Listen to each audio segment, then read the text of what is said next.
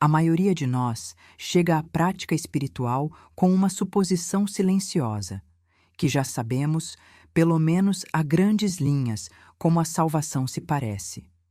Temos uma imagem de como seria uma vida curada, como seriam nossos relacionamentos, como seríamos nós mesmos se fôssemos diferentes. E por baixo dessa imagem, geralmente sem examinar, há um plano, um conjunto de condições que acreditamos precisar ser cumpridas antes de a paz ser possível. O que a lição 71 revela é que esse plano não é neutro. Não é simplesmente uma preferência pessoal ou uma esperança inocente. Segundo o curso, o ego construiu um plano completo e operacional para a salvação, um que corre diretamente oposto ao de Deus. E a parte surpreendente não é que tal plano exista. A parte surpreendente é o quanto a maioria de nós acredita nele. A ideia de hoje atravessa tudo isso. Só o plano de Deus para a salvação funcionará. Não como consolo depois de nossos próprios planos falharem. Não como o último recurso. Como o único plano que alguma vez teve uma chance real de ter sucesso, porque é o único que busca a salvação exatamente onde a salvação realmente está. A lição começa com um diagnóstico. O plano do ego para a salvação gira completamente em torno de manter mágoas. Isso não é incidental. As mágoas não são um subproduto da estratégia do ego. Elas são a estratégia. Cada mágoa carrega uma crença incorporada. Se isso fosse diferente, eu estaria salvo. Se essa pessoa mudasse, se essa situação se resolvesse, se essa circunstância fosse outra do que é. A mágoa é simultaneamente uma queixa e uma condição, uma declaração de que a sua paz está sendo retida por algo ou alguém fora de você. Quando você as dispõe todas dessa maneira, o plano do ego torna-se visível. Localizar a fonte da sua salvação fora de você mesmo, fazer com que a sua paz dependa de mudanças externas e buscar interminável e interminavelmente a solução externa correta, enquanto garante, num nível mais profundo, que nada realmente funcione. O curso descreve isso com uma franqueza incomum. Qualquer fonte percebida de salvação é aceitável para o ego, desde que não funcione. Porque no momento em que algo funcionasse, a busca terminaria. E a existência do ego depende de a busca continuar. Essa é a doutrina que o curso identifica por baixo de tudo. Busca, mas não encontres. Não é uma escolha consciente. Ninguém decide deliberadamente continuar falhando. Mas a estrutura de buscar paz em lugares onde a paz não pode ser encontrada garante exatamente esse resultado. Fracasso repetido, seguido da esperança de que a próxima tentativa, com uma pessoa diferente ou uma circunstância diferente, finalmente a entregue. O plano de Deus, pelo contrário, funciona pela razão mais simples possível. Dirige você a buscar a salvação onde a salvação realmente está. Na sua própria mente. Na escolha que você faz sobre como perceber. Não na reorganização externa, no reconhecimento interno. A estrutura de prática hoje envolve 2 sessões mais longas de 10 a 15 minutos cada, em momentos que você decide de antemão e depois honra. Comece cada uma sentando-se com as 2 partes da ideia de hoje juntas. O plano de Deus funcionará, e outros planos não. A lição é cuidadosa aqui. Pede que você não se deprima, nem se zangue com a segunda parte. As 2 não são veredictos separados. O fracasso de outros planos é inerente ao sucesso do de Deus. Não é punição. É simplesmente a natureza de buscar no lugar errado. Depois desse reconhecimento inicial, a prática se torna algo mais direto. Perguntar. A lição lhe dá 3 perguntas específicas para levar a Deus e pede que as use exatamente como estão escritas. O que queres que eu faça? Onde queres que eu vá? O que queres que eu diga? E a quem? Essas não são perguntas retóricas. A lição pede que você entregue a Deus o pleno encargo do restante do período de prática e genuinamente escute uma resposta. Não que a fabrique. Não que preencha o silêncio com o seu melhor palpite. Que pergunte e depois esteja disposto a ouvir. A lição acrescenta algo importante sobre o que o qualifica para receber uma resposta.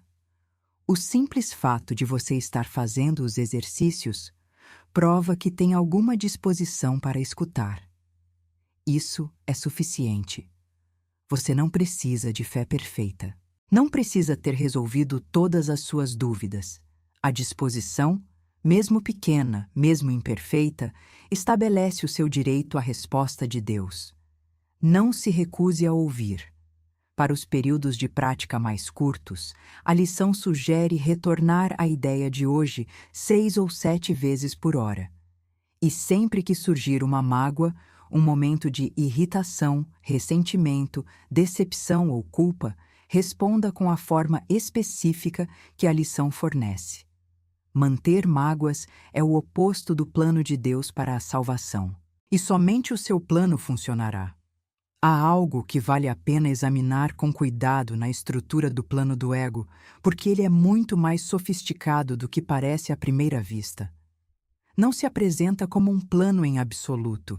Apresenta-se como simples realidade, como uma observação óbvia sobre como as coisas são e o que precisa mudar. A mágoa parece uma avaliação lúcida. As condições parecem razoáveis. A busca parece genuinamente motivada pelo desejo de paz. É isso que o torna tão difícil de ver. Você não está consciente de estar seguindo um plano. Está simplesmente respondendo ao que parece estar acontecendo. E, no entanto, por baixo da superfície, a mesma arquitetura se repete. A paz está sendo retida por algo externo. Essa coisa externa precisa mudar, e você é o razoável que espera que ela o faça. O curso chama isso de insano, não como insulto, mas como descrição precisa. A insanidade, no marco do curso, é qualquer sistema de pensamento que não consegue atingir o seu objetivo declarado pelos seus próprios métodos. Um plano para a paz, que exige que condições externas sejam cumpridas, não pode entregar paz, porque as condições externas nunca são permanentemente controláveis. Sempre haverá outra coisa que precise mudar, outra pessoa que ainda não tenha cooperado, outra circunstância que não se tenha resolvido.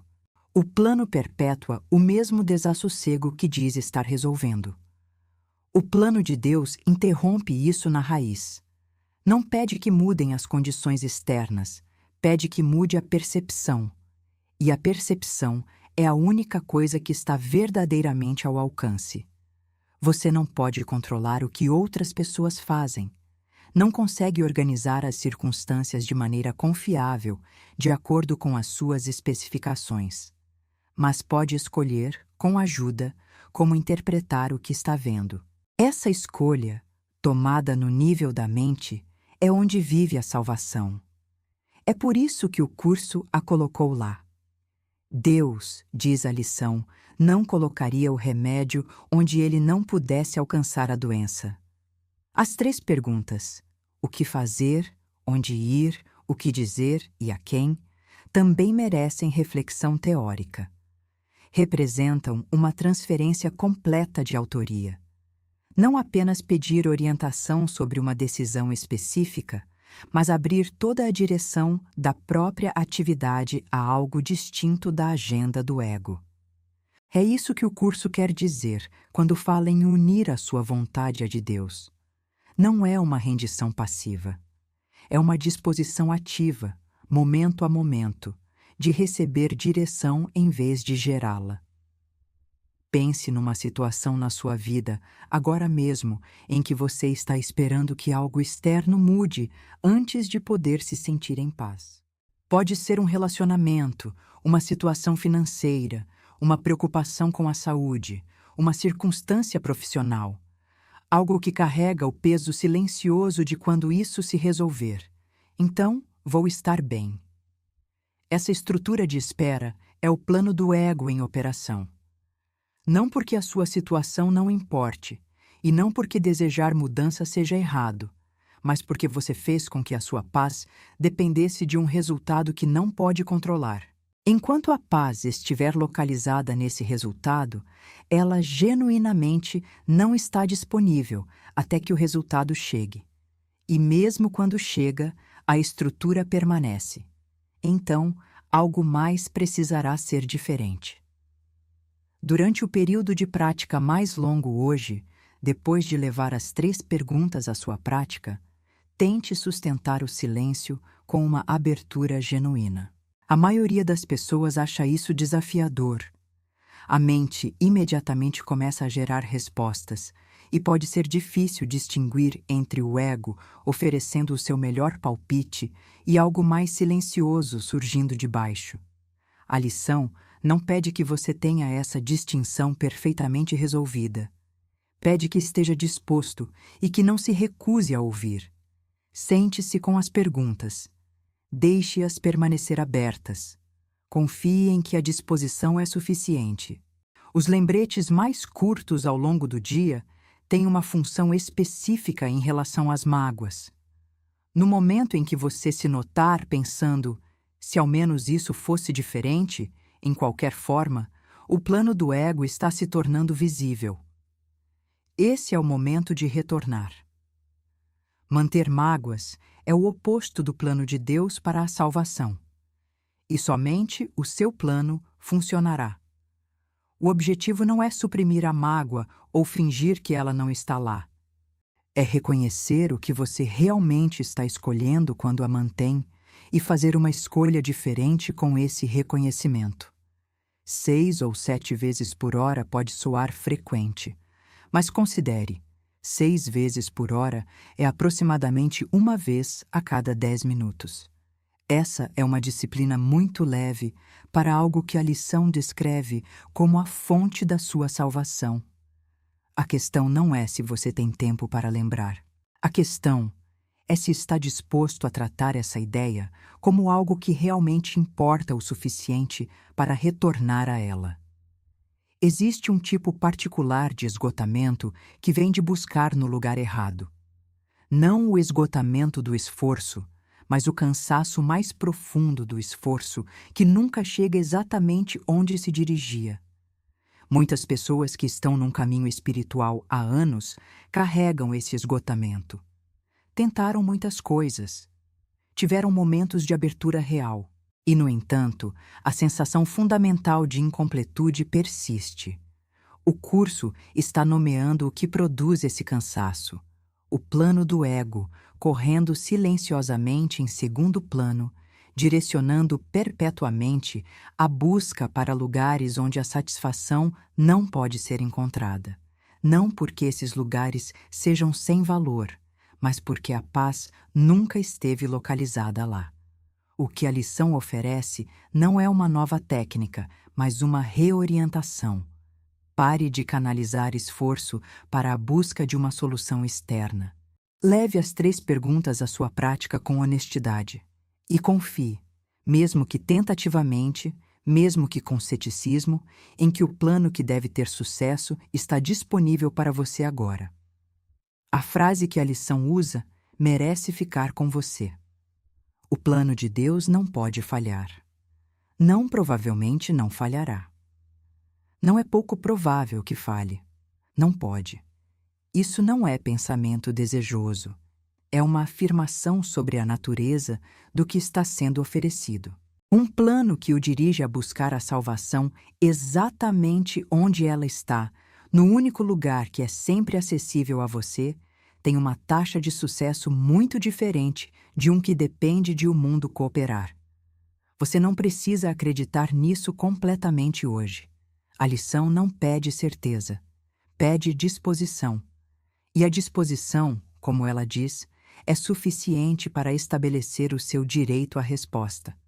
A lição 71 oferece algo que é fácil de ignorar na sua simplicidade: uma saída da busca interminável. Não encontrando a resposta externa correta, mas reconhecendo que respostas externas nunca foram onde a busca precisava ir. O plano do ego é sofisticado e profundamente familiar. Tem funcionado durante a maior parte da sua vida e se apresenta como senso comum. Mas os seus frutos são a evidência: a decepção recorrente, a esperança repetida, seguida de frustração renovada, a sensação de que a paz está sempre a mais uma mudança de distância. O plano de Deus pede apenas que você olhe onde a salvação realmente está, que traga a sua disposição genuína para escutar, que faça as 3 perguntas com abertura real e deixe as respostas vir de algo mais profundo do que o seu próprio planejamento. Somente o plano de Deus para a salvação funcionará. Isso não é uma limitação. É a coisa mais prática que este curso jamais lhe dirá. Muito obrigada. Tenham um dia maravilhoso. Nos encontramos na próxima lição.